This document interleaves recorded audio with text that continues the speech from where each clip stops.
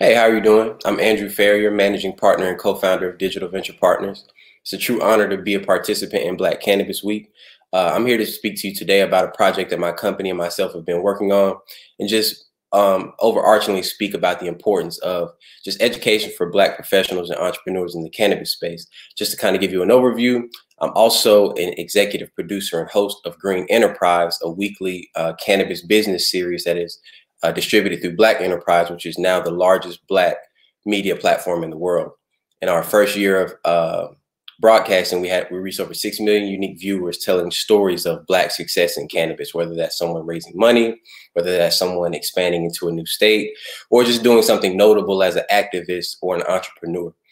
Recently, we actually launched a project with Curaleaf and Black Enterprise, which is an HBCU town hall series where we are going into 8 Black colleges in recently legalized states to bring in information, education, and career opportunities for Black professionals in states with high concentrations of Black people. So we're super excited about this. It actually kicks off at Virginia State University on October 28th. And just to kind of give you an overview of what we want to accomplish and at large, what needs to be accomplished in the cannabis industry for people of color is an understanding of what the economy is about to bring to your state.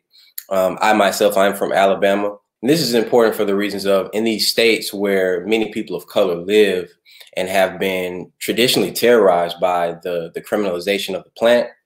A lot of us aren't weary of what's to come from a financial or career or an entrepreneurial aspect. And what we aim to solve with this project is reversing that thinking for professionals. So that's through bringing large cannabis organizations such as a Curaleaf or another operator who plans to come into this state and exist here and give Black professionals the first right of access to employment, to information, to job placement, right? So when you look at a state like Alabama, like Virginia, which is our first stop at Virginia State, or Georgia, or even Mississippi or Louisiana, we have not seen the industry like we have seen perhaps in Colorado or California or Massachusetts. It's something that has to be revealed to us, and we have to have real conversations around these topics so we can understand ourselves that this is a new era in cannabis and what it's going to represent in our home areas. It's interesting because these states such as Virginia, today they're celebrating this cannabis economy coming, but just maybe a year or so ago, Black people were still getting arrested and incarcerated disproportionately in these areas. So it has to be a real concerted and focused effort to reverse what impact cannabis can have in our neighborhoods. It's going to be the only time in our lifetime where we see such a stark pivot from something that could ruin your life, something that could inhibit you from getting hired at a job through, drug testing, something that could ruin your ability to get an apartment, right? To now all of a sudden it's a multi-billion-dollar economy that's coming, and these large operators and governments are investing in it.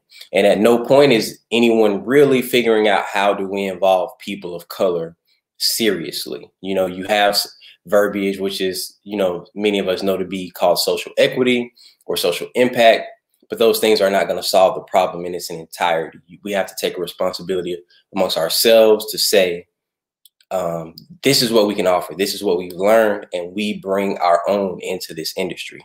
I think one of the greatest benefits I had coming into the space was to be able to meet other Black and brown people who understood what I would face coming in, and they were able to give me a little bit of insight and direction that I could equip myself with as I went through this journey. And I feel a responsibility, and I think a few of us do, to pay it forward. So being able to leverage something like Black Enterprise, who is focused on business, career growth, wealth growth for people of color. Let's legitimize our space in states where maybe our people have not seen it legitimized yet or validated. So what we'll have is a town hall series, and we'll be able to share the information more so as we get closer to the dates.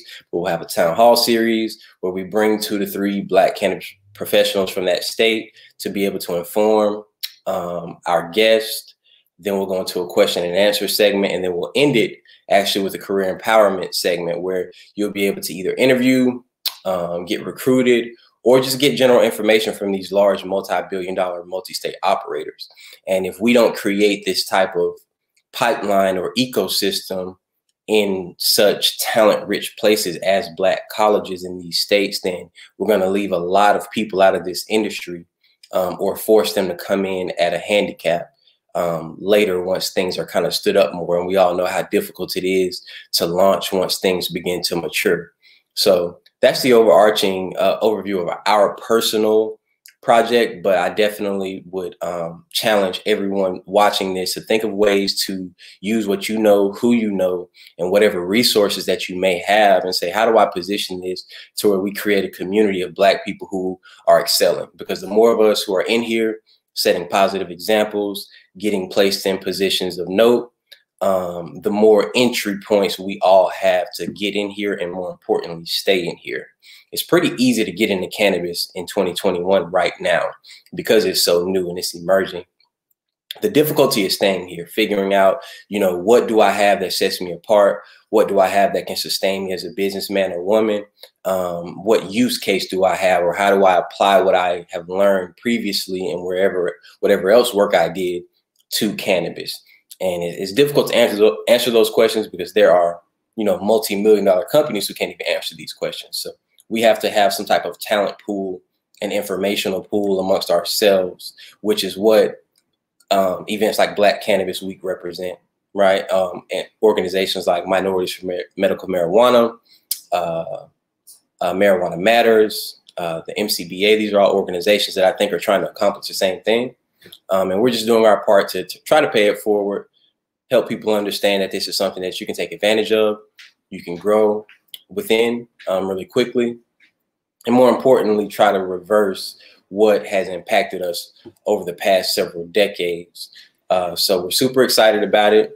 We also have other projects that we're working on. We're going to do our second annual Information, Education, and Empowerment Summit. We did it this past February with Weed Maps. We're about to re-announce that soon, where we figure out, you know, how do we continue to broadcast this information in effective ways so people like myself and yourself can anchor themselves in this industry, have real representation, have real growth and prosperity, and increase these numbers and these statistics of, you know, Black ownership, brown ownership, Black leadership, Black woman leadership. So I think that should be as much as a measurement of success as, you know, how well your company is scaling, or how much money you've raised, or what your sales are. If you're singularly focused, then you're only going to live and die by your own successes and relationships, which is an unsustainable business model. You know, the ancient African proverb says, if you want to go somewhere fast, go alone. If you want to go far, you go together. So I think we should all task ourselves and each other with what exactly can we do to create a real community of Black entrepreneurship, of Black leadership, Black information, and accountability.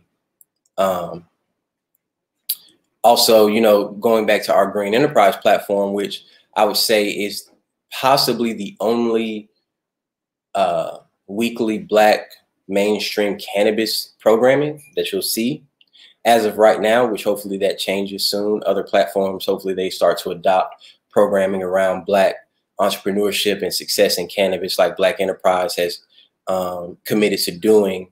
You know, we've interviewed several prominent people, such as Chuck Schumer, Senate Majority Leader, Isaiah Thomas, the NBA Hall of Famer, Chris Webber, another NBA Hall of Famer, a few NFL entrepreneurs and activists, social leaders, thought leaders. The thing that we've been able to learn through those episodes and those conversations are that we're at the beginning of this. You know, no one is so far ahead of anyone else that they can't fail, or that they can't incur a major setback, or that some new set of rules may not come out that hampers them or all of us. So we have to be mindful of like legislation, of policy, of developments in our state and nationally. Really get involved with these organizations that are being built out to be a reference point for us, like Black Cannabis Week, like MCBA, like I mentioned before. Really figuring out, you know, how do we support them, how the industry at large seems to support maybe the NCIA or another national non-Black organization. We need our organizations, our initiatives to reach the same level of impact that these other companies have figured out how to do. If we're not able to do that and we're not at the table, then we won't be mentioned. We won't have any involvement. And we'll really just have to pick up the crumbs of what the industry decides to leave behind for us. So especially once federal legalization comes along and there's real money in the space, we have to have some type of structure internally so we either don't get bought out or pushed out. So in conclusion, I'm super excited about our project. We'll be able to announce more soon, but our first stop is at Virginia State University, October 28th at Foster Hall, presented by Cureleaf. We'd be honored to have you RSVP, honored to have anyone who's viewing this to come through, to just get some information, to get introduced to our team formally and personally. And we look forward to continuing to grow as a community and as an industry.